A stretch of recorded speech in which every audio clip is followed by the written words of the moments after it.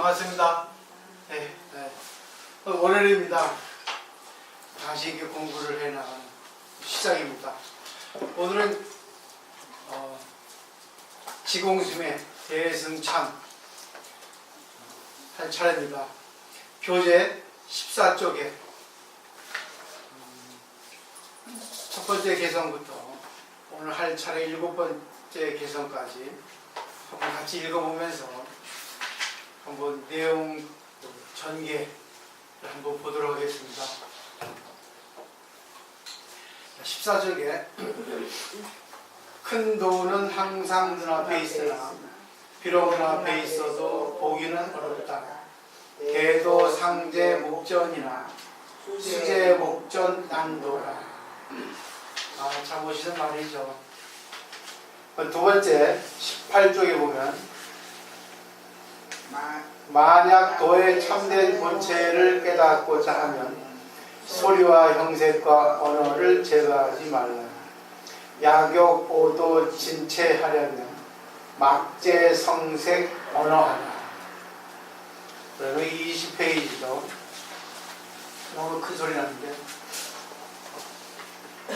언어가 큰 도이니 언어를 끊어 제거할 필요가 없다.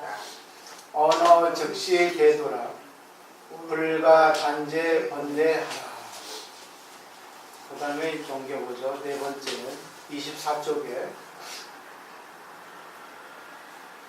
번뇌는 본래 텅 비고 고요하지만 망령된 생각이 번갈아 서로 얽히는 번뇌 본래 공정이나 망정체상 전요로다.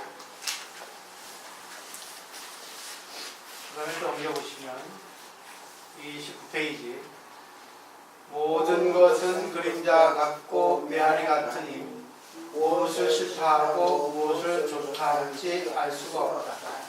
일체 여영 여향인데 부지하고 하고리요.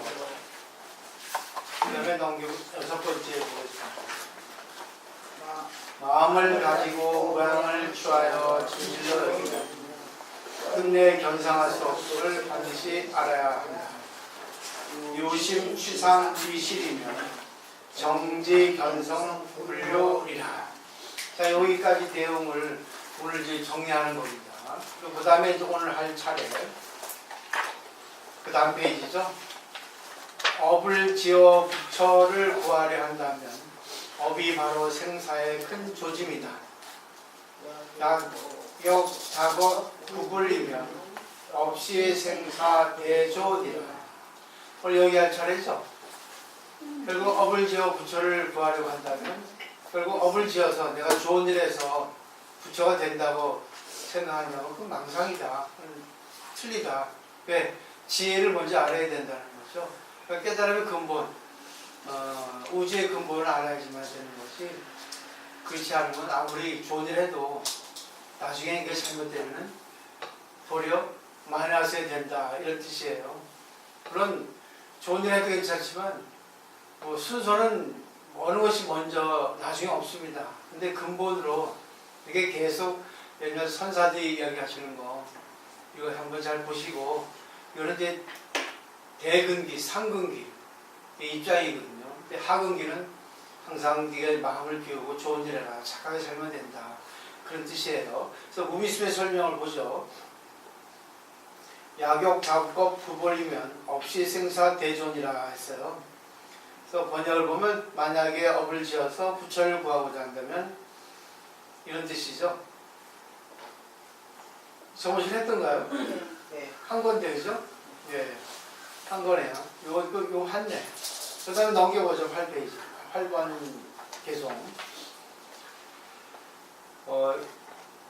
생사의 업이 늘 몸을 따르니 캄캄하고 어두운 감옥 속에서 아직 깨닫지 못한다.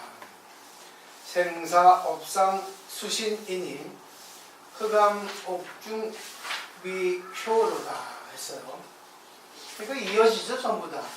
이럴 수밖에 없는 게 계속 다른 말 하면 안 되니까 계속 말 표현법에 의해서 이렇게 깨닫게 해주는 거죠.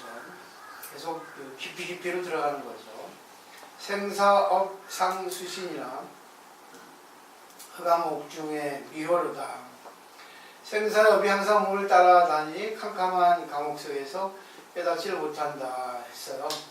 그래서 흑암옥중이란 말은 캄캄한 감옥이라고 해석했지만 그야말로 이치의 어두운 것을 뜻합니다. 육바라미를 지어야 부처가 된다는 말은 불자들의 상식인데 그런 상식에 떨어져 있는 것이야말로 바로 캄캄한 옥중에 있는 것이라고 말합니다. 선업을 지으면 당분간은 좋은 가부도 받을 수가 있을 것입니다. 근데 증도가에서는 주상보시 생천복이니 유양천 사호공이라 했습니다. 유양전이죠. 화살전자. 상에 머물러서 보시를 행하는 것은 하늘에 나는 복이니 마치 화살을 하늘을 향해서 쏘는 것 같다는 것입니다. 화살은 올라가는 힘이 닿으면 도로 떨어집니다. 근데 떨어질 때는 가속도가 붙어서 땅에 깊이 꽂힙니다. 우리가 잘 아는 달마신과 양무제에 대하도 역시 같은 이야기입니다. 양무제는 불교를 좋아해서 복을 아주 많이 지었습니다. 어마어마한 복을 많이 지었는데 달마스님은 양무제에게 공덕이 하나도 없다고 하였습니다. 복을 많이 지어서 천상낙을 받을지는 몰라도 정말 자성을 깨쳐서 부처가 되는 것하고는 거리가 멀다는 뜻입니다. 그런 것이 바로 흑암옥중입니다. 옥진타락이라는 말도 있습니다. 복을 많이 지으면 천상낙을 주지만 그 복이 닿으면 보다도 못한 상황을 맞이하게 된다는 뜻입니다. 그래서 수행하는 복을 삼생의 원수라고 봅니다. 짓느라고 한 생을 허비하고 받느라고 한 생을 허비하고 또 받고 나서는 또 타락하니까 현재보다도 더 못한 상황에서 또 한 생을 허비하게 된다는 말씀입니다. 이 재벌 들고 알 수 있죠. 자, 우리 교수는 아픈 소리입니다. 그래서 이런 말씀 한마디가 진정한 불교가 무엇인가를 보여줍니다. 불교는 끊임없이 공부를 해서 내가 알고 있는 불교 상식을 끝없이 수정해 가야 합니다. 그럼에도 우리 자신을 생각해 보십시오. 우리는 각기가 하는 자기 불교를 가지고 절에할 때도 그것을 가져가 도시가 앉아있다 오고 집에 와서도 자기 불교를 그려놓고 오직 내가 아는 그것만을 행합니다. 한 번 인연 맺고 나서는 더 이상 자기 불교에 대해서 어떤 변화도 없고 수정도 없습니다. 그것은 참 불교가 아닙니다. 이거 참 중요한 말이죠. 자기 불교에 대해서 어떤 고정된 틀을 만들지 말고 끊임없이 받아들이고 끊임없이 참고하고 수행하고 다듬고 고쳐야 합니다. 버려야 할 입장이라면 과감히 쌓았던 모든 불교를 다 버려도 좋습니다. 사정없이 버려야 합니다. 버리고 새로운 불교로 무장을 해야 합니다. 이것이 불교를 공부하는 데 있어 중요합니다. 달마 기금이라는 말이 있는데 부처님 말씀하십니다. 삶을 짊어지고 하다가 금을 버린다는 뜻입니다.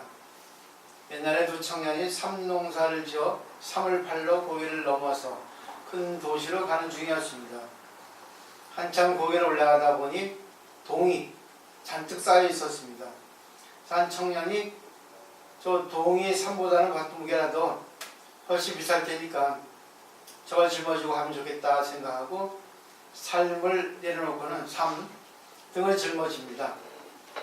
그런데 또 한 청년은 고개를 갸우뚱하면서 망설이다가 그 동안 짊어지고 온 공이 아깝다 생각하여 그동안 짊어지고 온 거 아깝다 생각하여 그냥 도로 삶을 짊어지고 갑니다. 두 청년이 또 한참 가다 보니 은이 있습니다. 삶을 버리고 동을 졌던 청년은 얼른 동을 버리고 은을 한 짐 짊어집니다. 근데 지고 온 삶이 아까운 계속 짊어지고 온 청년은 은을 보고도 지금까지 삶을 지고 온 은이 때문에 삶을 그냥 그대로 지고 갑니다. 전공가속이라는 말은 바로 이럴 때 쓰는 겁니다. 앞에서 드린 공이 가히 아깝다라는 뜻입니다. 내지막에는 금의 한 무더기 놓여 있습니다. 은을 짊어진 청년은 가차없이 은을 버리고 금을 짊어졌습니다. 그러나 앞서 전공 가석으로 삶을 짊어지고 온 청년은 또 그 공이 아까워서 계속 시장까지 삶을 짊어지고 갑니다. 3. 또 공이 아까워서 계속 시장까지 삶을 짊어지고 갑니다. 두 청년은 시장에 도착합니다. 그곳에 한 청년은 금을 팔고 한 청년은 삶을 팔았습니다. 누가도 돈을 많이 벌었겠습니다. 누가 더 옳게 행동한 것입니까? 부처님께서 비유로 드신 이야기입니다. 원의 열의 진실이 열의 진실한 뜻을 아는 것은 불교를 공부하면서 가장 유익하고 이로운 것입니다. 자기 알고 있는 자기 나름의 불교를 이리저리 흘려듣고 깜냥으로 짐장을 해 만든 그런 불교를 평생을 짊어지고 다니는 것은 얼마나 어리석고 안타깝습니까? 이것이 불자들이에요. 법회에 가서도 자기 불교 딱 짊어지고 있습니다. 법문을 들어도 법문은 귀에 안 들어오고 또 들어도 자기 나름대로 자기 불교를 해석해 버립니다. 자기 불교에 안 맞으면 속에서 배척해 버리고 맙니다. 그러면 발전이 없습니다. 부처님 가르침이 유익한 것이고 좋은 것이고 산더미만한 금은 보화보다도 훨씬 가치 있고 값진 것이 되려면 부처님이 설하신 그 뜻에 맞도록 자기가 알고 있는 불교를 열의 진실한 뜻에 닿을 때까지 끝없이 바로잡아가고 수정하면서 공부해야 합니다. 라고 역시 무비심 말씀 아주 이렇게 시원스럽게 하셨죠. 결국은 자기 입장, 자기 생각을 고심하는 것도 좋은데 상대하고 대화하면서 자기 생각이 틀렸으면 바꿔야 돼요. 그래서 아는 것이 힘이다 하는 것이 그 뜻이고 모르면 업을 계속 짓거든요. 그래서 오늘은 여기에 대해서 제가 어제 많이 이렇게 좀 정리해서 했는데 오늘 아침 다 날라갔어요. 하기가 부랴부랴 했는데 시간이 안 되더라고요. 대충 양기보살 하세요 했는데 너무 아까운 거예요. 그래서 다시 이렇게 했어요. 그래서 저는 이제 조금 프린트를 해야 할 부분이 있으면 제가 철학적인, 심리학적인, 인문학적인 그 내용을 통해서 제가 이제 근거를 제시하려 합니다. 네, 현대 학문하고 옛날 구시대 학문하고 그러니까 온거의 지신이 돼야 되니까. 자, 이제 프린트 나눠드리는 거 보세요. 오늘 업에 대해서 이제 얘기를 먼저 합니다. 업이라는 것은 까르마예요. 까르마라고 하는 것은 이제 범어입니다. 빨려는 서민의 말이고 산스크리트 범어는 규적의 말이죠. 그러니까 표준말 사투리 방언이라 생각하면 되겠죠. 근데 거기 보면 음역은 갈만하고 조작의 뜻입니다. 조작지라고 하고 뜻은 행위, 조작, 작용, 의지 등등 신심활동이라고 돼 있고 그건 단적으로 얘기하면 의지로 말미암아 자기 의지로 말미암아서 이끈 바에 생의 그 신심활동, 몸과 마음의 생활 또 인과관계로 더불어서 결합을 하면 또 과거의 행위로 말미암아 가지고 연속 아래로 내려오는 거죠. 그래서 형성된 바의 영향입니다. 결국은 업이라는 것은 계속 이어진다는 거죠. 과거에서 끌고 온 것들이 지금 결과가 나타났다는 것이 업이라는 거예요. 사업이니 의업이니 공업이니 학업이니 그런 것이 다 업의 결과라는 거죠. 지금 여러분들이 공부하시는 그런 결과도 전생에 공부를 했기 때문에 이렇게 됩니다. 그리고 저하고 인연도 또 저하고 이렇게 뭔가 맞아서 공부를 하는 거죠. 업의 이치로 보면 이해할 수 있겠죠. 근데 그 다음에 그걸 보면 요거는 이제 읽어보세요. 집에서. 행위하고 행동의 차이거든요. 행위는 자기 의식에서 한 거고 행동은 그냥 단순하게 한 겁니다. 오신 말이 어서 누는 거는 행동이고 내가 좋은 일을 해야 되겠다 그렇게 해서 하는 거는 행위입니다. 그 때문에 행위가 중요해요. 신구의 삼업이라고 하죠. 몸으로 하는 것도 자기가 의지적으로 인식해서 하는 거고 말도 그렇고 또 행동도 그렇습니다. 그러니까 그 사람이 말하는 거, 행동하는 거, 생활 방식을 보면 그 사람이 어떻게 살아가는 거 다 알아요. 그래서 이거를 자기가 필요하면 고쳐야 됩니다.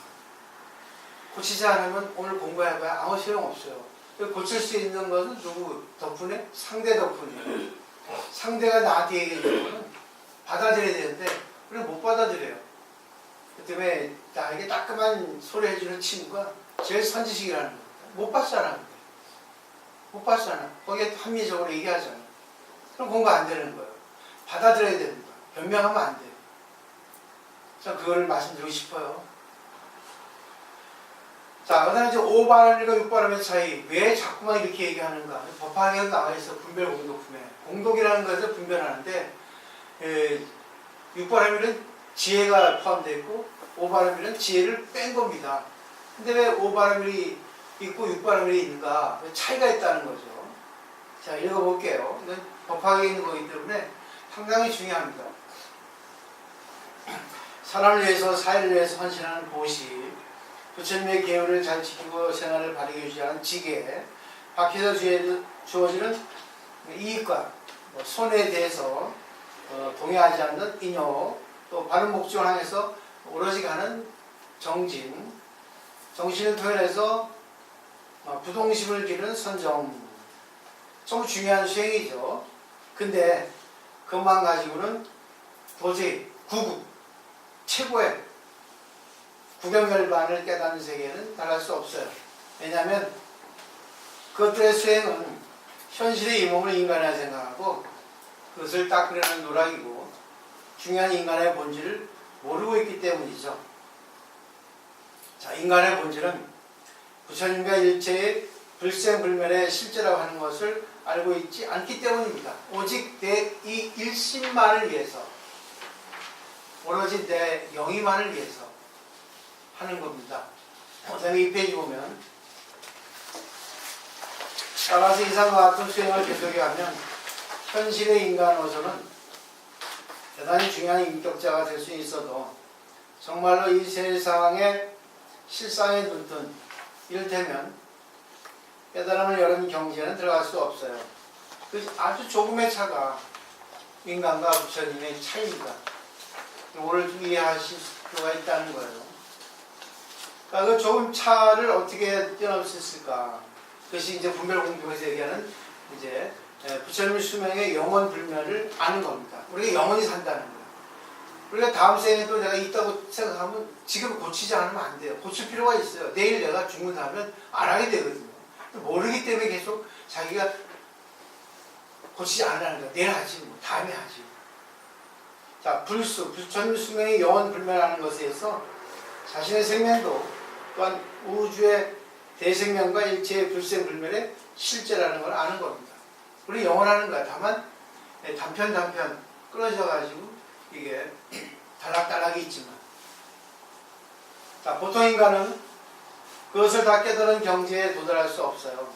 근데 일념의 그것을 믿고 이해하는 것은 누구라도 할 수 있죠. 아, 그럴 수 있어. 분명히 그렇다고 생각하는 건 할 수 있죠. 그리고 그것을 할 수 있으면 오바람을 향하여 얻은 인격의 향상과는 질이 다른, 차원이 다른 인간으로서의 비약을 이룰 수가 있게 된다는 거예요.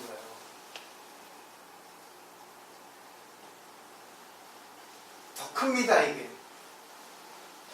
자, 법화경 분별공습을 제17에서 부처님의 일부러 반야바람일, 지행을 제한다고 말씀하셨는가, 그 이유를 알 수 있는 거예요. 그만큼 반야바람일이 제일 근본에서 반야경의 그 내용이 600분에 있거든요. 가장 많은 시간을 할애해서 부처님이 설하셨어요. 21년간, 22년간을. 부처님 45년간에 22년간을 설했단 말입니다. 반야경을. 불교에서 말하는 지혜라고 하는 것은 모든 것의 실상을 궁구하는 힘을 말합니다. 그 지혜의 극치는 우주의 실상과 인간의 본질을 분명히 통치하는 이 지력이죠.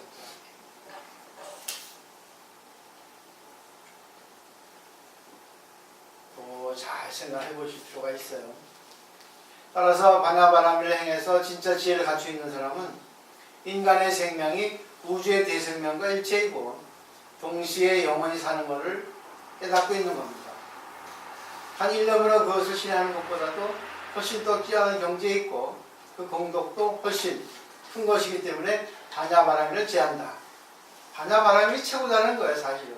근데 반야바라밀이 보시에서 들어갈 수 있지만 반야바라밀을 깨닫으면 저절로 보시가 이루어진다는 거예요. 그렇기 때문에 우리 선언을 공부하는 이유는 일승, 부처님의 마음, 우주의 진리를 배움으로써 저절로 하게 된다는 겁니다. 근데 못하게 되면 그거는 공부가 안 된 거예요. 머리만 된 거지 마음으로 탁 떨어지지 않는 거라는 뜻입니다. 그 다음에 자주 신앙이라 하는 말을 사용하지만 불교에서 말하는 신앙이라는 것은 단지 맹목적으로 믿는다 하는 것이 아니라 진리를 깨닫고 있는 거예요. 말하자면 신앙도 지혜 안에 포함되어 있다는 거예요. 그래서 믿음이라는 것을 되게 중시합니다. 그래서 저는 신앙심 있는 사람을 참 좋아합니다. 신앙심 있는 사람은 그만두지가 않아요. 신앙심이 없으면 머리로 하는 사람은 오래 못 갑니다. 왜? 계산을 하니까. 또 자기가 부족하다는 걸 아니까, 부끄러우니까 안 하게 돼요. 그 때문에 안 오게 되는 겁니다. 안 하게 되는 거예요. 세간에서 보통을 말하는 지혜, 이 한자가 다릅니다. 세간에서 말하는 보통의 지혜는 알기 때문에 혜택을 받아요. 그래서 많이 배운 사람들은 많이 알기 때문에 혜택이 많이 주어집니다. 그러니까 불교에서 말하는 지혜, 한자가 달라요. 세간에서 하는 지혜, 음은 같은데 한자가 틀립니다. 많이 아는 사람보다 많이 믿는 사람이 더 큰 거예요. 그러니까 제대로 알아야 되겠죠. 근본을. 그래서 보통으로 세간에 말하는 지혜는 단지 머리상의 냉정한 이성적인 분별이지만 불교에서 말하는 지혜는 정서도, 이성도, 분별도, 신앙도 좀 그 안에 들어있고 그리고 그것들의 전부를 살리는 깨달음의 세계를 말하는 거예요. 그 때문에 공부한 사람, 도를 통한 사람은 그 자리 그때에서 살립니다. 그걸 항상 마지막에 웃음으로 이게 회하는 거예요. 따라서 그러한 지혜를 갖춘 상에서 보시지계인역 정진선정의 오바라미를 행하면 그것은 이미 부처님의 행과 일치하는 거죠. 그것에 대해서 그러한 지혜가 아직 완성하지 않은 오바라미 행은 아직 인격 연마의 수행이기 때문에 그 질에 있어서 차원에 있어서 비교할 수 없는 격차가 있는 겁니다. 옛날에는 부처님이 계시기 때문에 부처님의 지혜를 듣고 오바라미 수행하면 되는데 지금은 부처님이 안 계신 무불시대예요. 그러니까 스님들을 무시하고 또 상대를 무시하고 또 이론을 무시하고 또 진리 이데아를 무시하니까 여러분들 지멋대로 하는 겁니다. 지혜가 없어요. 지혜 있는 사람이 돼야 된다는 거예요. 3페이지 보죠. 때문에 5바라밀에 지혜바라밀을 더한 6바라밀을 완성하면 부처님의 경지에 도달할 수 있다고 부처님은 늘 설하시는 거죠. 그 부분을 잘 이해하지 않으면 안 됩니다. 이 대승찬의 내용도 아시겠죠? 업을 짓는 것도 중요하지만 더 중요한 건 뭐예요? 지혜를 얻어야 된다는 거예요. 그래서 그 업을 지어 부처를 구하려 한다면 업이 바로 생사의 큰 조짐이라고 7번째 개성에 나와있죠. 근데 그 업을 짓는 거는 결국 뭐겠어요? 자기가 무지해서 업을 짓는 거란 말입니다. 좋은 업도 있고 나쁜 업도 있는데 그거를 우리가 어떻게 구분해야 될까 하는 거는 이제 철학에서 제가 어제게 이제 빈둥빈둥 하다가 철학책을 보면서 정리를 해왔습니다.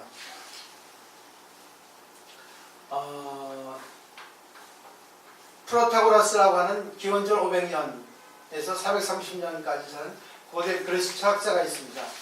소크라테스하고 대립되어 있는 사상이 그런 분이에요. 프로타고라스는 상대주의고 소크라테스는 본질주의고 그렇습니다. 최초의 소피스트라 불리는 인물로 인간은 만물의 척도다라는 말로 진리의 주관성과 상대성을 설파했죠. 소피스트는 철학자, 지혜 있는 사람 이렇게 번역을 합니다. 인간은 만물의 척도다.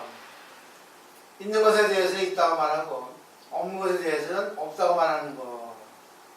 프로타고라스 단편집에 나와 있는 말입니다. 근데 이걸 설명해 보면 사람의 가치관은 제각각입니다. 비슷한 사람도 있지만 거의 자기 주관적인 것이 많아요.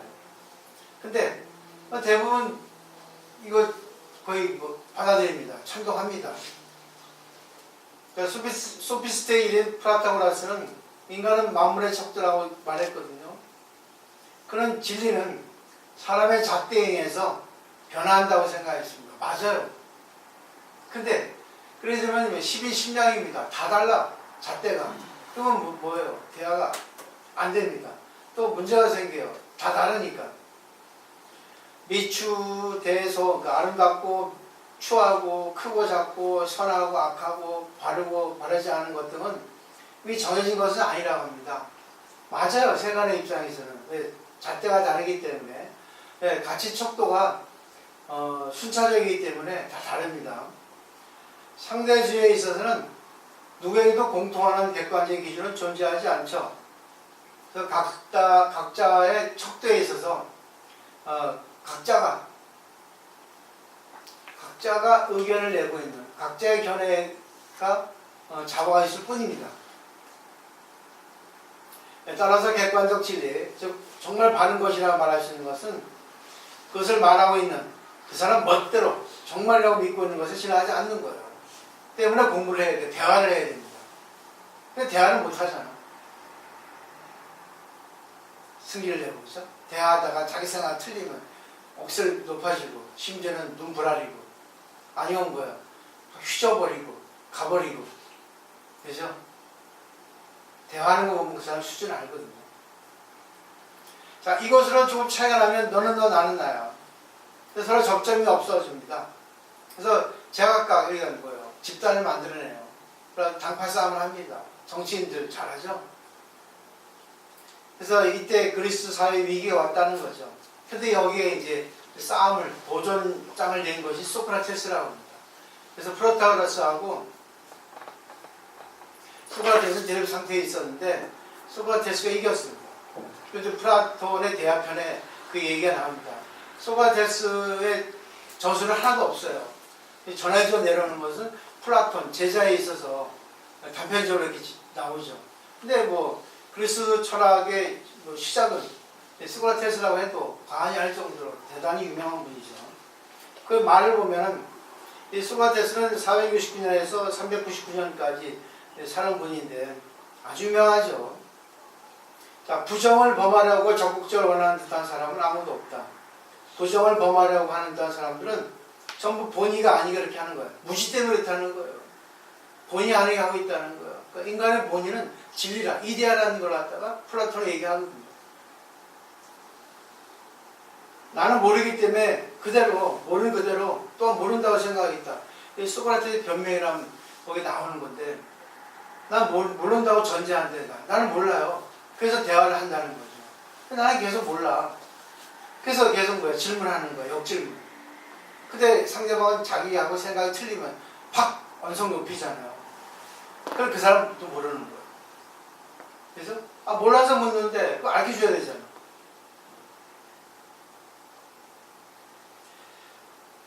그 다음에요. 소크라테스가 그것은 무엇이냐? 빠른 사물의 본질으로의 모르면 답하기는 우선 무지에서 출발하고 대화에 의해 그것을 마음의 예측에서 파괴할 필요가 있었다고 얘기를 하고 있었다고 합니다. 플라톤의 말에 의하면. 그래서 소크라테스의 대화법이 상당히 유명하지 않습니까? 델포이 신전에서 항상 청년들하고 대화를 즐겼어요. 대화를 잘해야 됩니다. 대화 잘하는 사람이 정말 깨달은 사람입니다. 자, 소크라테스의 아이러니라는 말이 있죠. 이거는 뭐 반어법이라 할 수 있고 또 야유라고 할 수 있어요. 아이러니하게 이렇게 얘기하죠. 소크라테스는 어느 테마에 대해서 상대와 문답을 할 때 자신이 무지인 것, 모르는 것처럼 행동을 한다.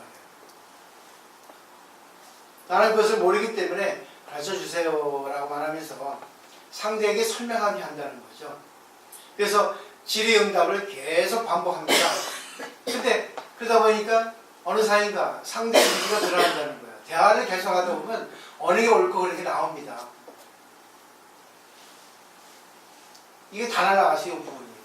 다시 치라고 오늘 글자를 뺐는데 덕분에 무릎이 아픕니다. 또 그래서 이제 여기 책상 그 뭐죠? 안전뱅이 말고 좌식 말고 입식에서 하려 했는데 그냥 좌식을 하는 거예요. 입식에서 바꿔야 될 것 같아요. 입식이 무릎이 안 아프니까. 그 다음에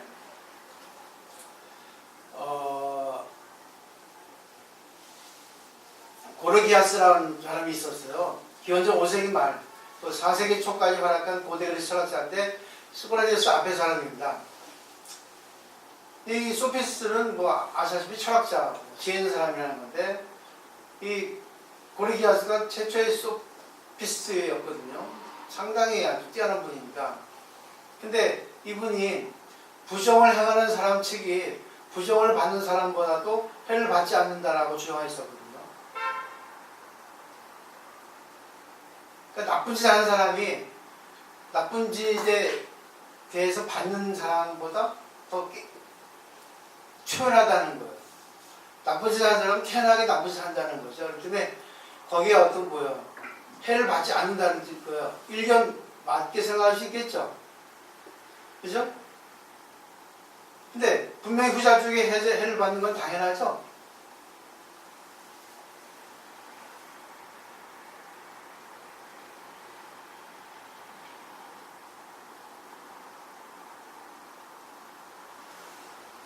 근데 보세요. 소크라테스에 의하면 반대입니다. 부정을 하는 사람보다 받는 사람 쪽이 해를 받지 않는다는 말이 있어요. 대립되어 있죠. 그래서 고르기아스는 나쁜 짓 하는 사람이 해를 받지 않고 나쁜 짓을 당하는 사람 쪽에 해를 더 받는다 했어요. 근데 소크라테스는 나쁜 짓 하는 사람이 더 해를 받지 나쁜 짓을 당하는 사람은 해를 받지 않는다. 이게 대립되는 거예요. 그래서 소크라테스는 자신의 부정을 하는 측이 되는 것은 미안하다. 자기 자신이 부정을 받는 측으로 돌리고 싶다라고 의미의 반응까지 하고 있었답니다. 그래서 플라톤의 대화편을 읽고 있으면 소크라테스는 어떻게 해서 수습하는가 알 수가 있습니다. 보죠. 이게 대화법인데 한번 잘 이걸 배우시라고 제가 중요하기 때문에 제 말이 아니라 그리스 철학자들 이제 그 우주의 진리는 인연이 있으면 거기 나타난다 그래요.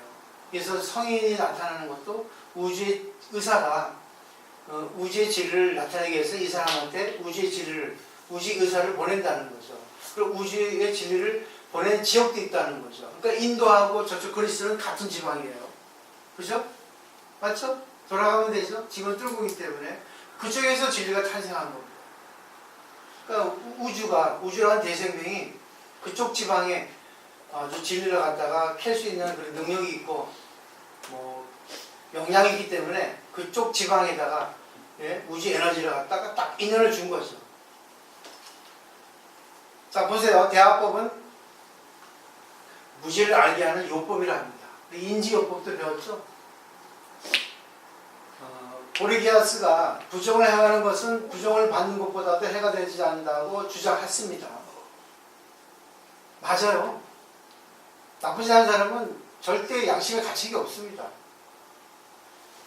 그것에 대해 소크라테스는 부정을 행하는 것은 부정을 받는 것보다 추하지 않을까요? 추하지 않습니까? 부정을 하니까. 이렇게 물음을 발했습니다. 참 멋지죠. 고르기아스는 그것에 동의합니다. 맞습니다. 그러자 소크라테스는 보다 추한 것은 보다 해가 되지 않을까요? 더 나아가는 거예요. 추한 것이 더 해가 되지 않습니까? 이런 거죠. 고르기아스는 동의할 수밖에 없죠. 맞으니까. 그럼 부정을 행하는 것은 보다 추하기 때문에 해를 받고 있지 않습니까? 라고 거듭 소크라테스가 묻습니다. 이해되시겠죠? 결국 고르기아스는 어느 사이인가 소크라테스의 질문의 흐름에 이끌려 부정을 행하는 쪽보다도 부정을 받는 쪽이 해를 받지 않는다라고 하는 역전된 결론에 동의하게 됩니다. 부정을 행하고 있는 자는 무지라서 본의 아니게 그것을 행하고 있다고 결론이 됩니다. 그죠? 참으로 지혜 있는 사람으로서의 소피스트의 무지가 폭로되고 고르기아스가 그 확신이 부서지는 순간입니다. 그러니까 대화를 잘해야 된다는 거예요. 전 그거를 부탁드리고 싶은 거예요. 자기의 견해를 주장하기 전에 상대가 거기에 어떤 반문을 하면, 역질문을 하면은, 아, 그래요?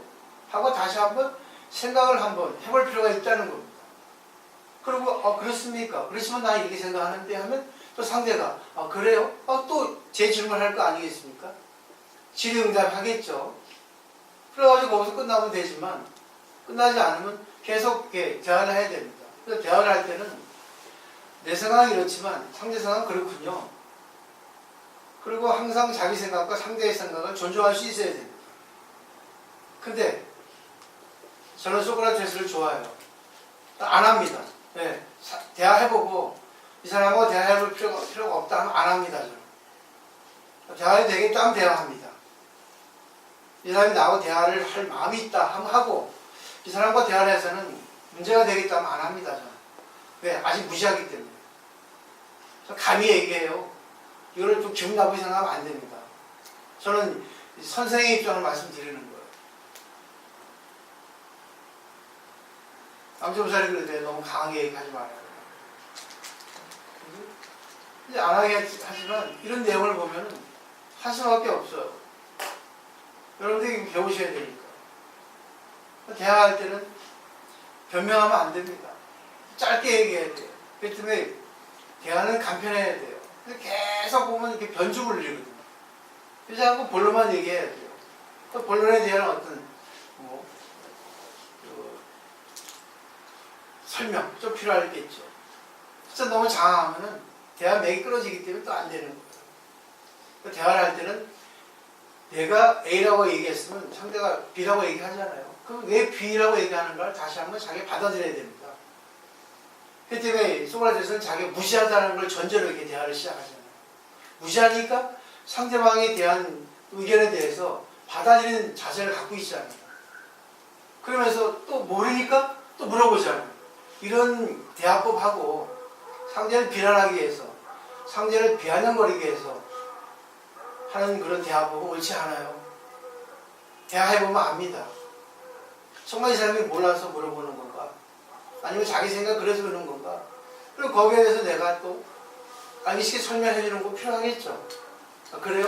그거 아직 모르겠네요. 한번 생각을 해보겠습니다. 이렇게 해야지 계속 자기 생각을 주장할 필요가 없다는 겁니다. 이게 어느 것이 옳고 그른지 그거는 상대적으로 달라요. 그래서 대화를 통해서 옳고 그른 거 갖다가 밝혀야 됩니다. 그래서 상태는 존재라는 말이 있거든요. 제법실상의 말이 그거거든요. 모든 거는 실상이다. 모든 건 진리라는 거예요. 근데 나 혼자 입장에서 내가 진리지만 상대하고 관계에서 대화를 할 때 진리는 어느 게 진리인지 몰라요. 근데 대화를 통해서 그래서 공부를 잘하는 사람은 대화를 잘합니다. 공부를 못하는 사람은 대화를 못해요. 대화를 못한다는 것은 말에 힘이 들어가고 얼굴 표정이 달라지고 액션이 커집니다. 가지고 예의가 없어져요. 왜냐? 파스타 먹을 때는 후루룩 쩝쩝 내면 안 됩니다. 그죠?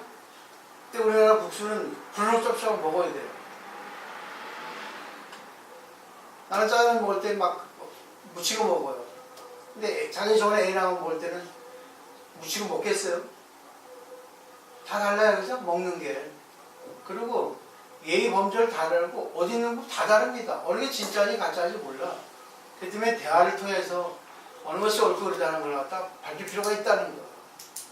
이게 법의 타당성이죠. 그래서 객관세계에 있어서 자기 주관과 객관이 하나가 될 때 그 중도가 이루어진다는 거. 또 마지막 소크라테스의 명언이 있습니다. 뭐이죠? 토론이 끝나면 패자는 중상 모략을 하게 됩니다. 뒤에서 욕을 하게 됩니다. 내가 한 말이 아니에요. 두 번째는 반성하지 않는 삶은 살 가치가 없다는 거예요. 불교에서 계속 참여하라고 그래요. 전 늘 참여합니다. 내가 오늘 뭘 했을까? 뒤돌아봅니다. 늘. 그리고 내가 남에게 했던 건 안 하려고 그래요. 내가 남에게 잘못했던 거는 안 하려고 하고, 내가 봐서 이거 필요하다고 하려고 하고, 네. 또 소크라테스가 그랬습니다. 나는 신에 가깝다. 난 욕심이 없기 때문에. 그게 얘기한 것도 있어요. 소크라테스가.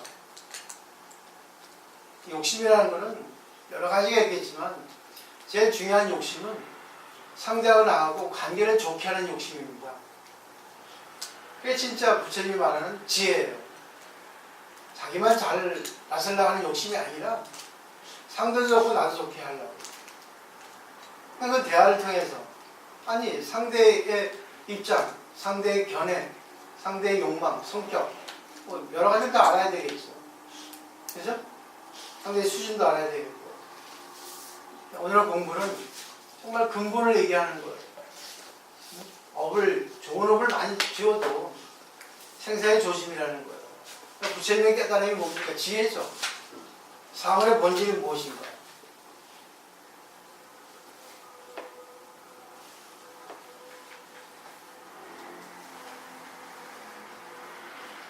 여기까지입니다. 이제 앞으로는 운동과 기도와 또 공부에 전념해서 이렇게 프린트를 나눠드릴게요. 정리하는 데 시간이 많이 걸려요. 그거는 좀 알아주시고 공부를 열심히 해보시라는 겁니다. 그리고 여러분들께서 한번 대화를 통해서 정말 건설적인 관계를 이루어주시면 좋겠고 성장하는 자신을 만들어 나갔으면 하는 바람이거든요. 그렇지 않으면 공부할 필요가 뭐가 있겠어요. 그죠? 부처님도 바라고 자기 자신도 바라고 있잖아요. 근데 본의 아니게 업 때문에 번뇌 때문에 자기 열등감 때문에 그러는 거예요. 오늘 8번째 개성도 여기 나와 있잖아요. 흑암지옥 어두운 곳이라는 결국 뭐예요? 자기가 드러나고 싶지 않은 부분이거든요. 드러나고 싶지 않은 부분을 7번째죠. 8번째죠. 나와 있잖아요. 생사의 업이 늘 몸을 따른다는 것은 결국 뭐예요? 자기 입장만 생각한다는 거예요. 자기 입장에서 좋은 건 나쁜 것만 생각하고 자기 입장만 이렇게 생각하고 관계한다는 겁니다. 그게 맞지 않잖아요. 맞을 때도 있지만 맞을 때는 문제가 안 돼요. 맞지 않을 때가 문제입니다. 맞지 않을 때가. 그때 좀 조심하라는 거죠. 그때 깨달으라는 거죠. 어느 것이 맞은가 틀린가. 그래서 상대하고 대화를 통해서 맞는 점을 찾아야 됩니다. 접점이 이루어져야 되거든요. 그죠? 주장하는 것도 좋지만 항상 상대의 입장도 생각하라는 거죠. 내가 뭐 힘을 들여서 목을 빼놓고 크게 주장하기 전에 가만히 알고 있으면서 모른 척하는 상대 소크라테스가 있다는 걸 아시라는 얘기입니다. 아는 사람 말 안 해요. 그래서 빈술에 요란한 겁니다. 이제는 제가 이렇게 항상 이런 거에 의지해서 제가 이렇게 설명을 드리도록 노력할게요. 오늘도 월요일이니까 시작하는 의미에서 열심히 좀 해주시면 좋겠습니다. 내일은 또 산행이니까 동참하신 분은 동참해 주시고 계속 또 일주일 공부해 나가겠습니다. 마치도록 하겠습니다.